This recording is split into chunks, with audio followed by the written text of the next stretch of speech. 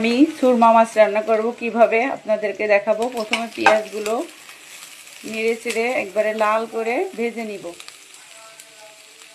পেঁয়াজগুলো লাল লাল করে ভেজে নিয়েছি, তারপরে দিয়ে দিলাম এই যে রসুন বাটা। এই যে রসুন বাটার সাথে সাথে টমেটো কুচি আর কাঁচামরিচ দিয়ে দিলাম। দিয়ে এইগুলো একটু ভালো করে নেড়ে নিব। নেড়ে নেওয়ার পরে একটু পানি দিয়ে দিলাম সামান্য।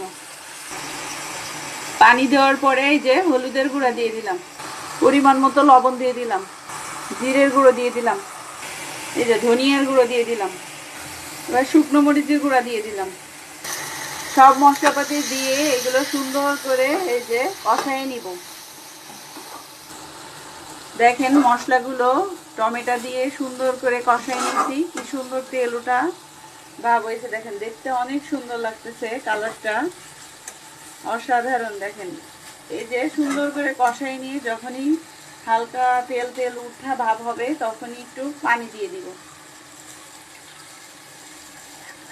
দেখেন সুরমা মাছগুলো এই যে লবণ হলুদ মাখায় সুন্দর করে ভেজে রাখছি। ঝোলটা যখনই এই যে ফুটে যাবে তখনই ভেজে রাখা মাছগুলো আমি ঝোলের ভিতরে এই যে দিয়ে দিলাম।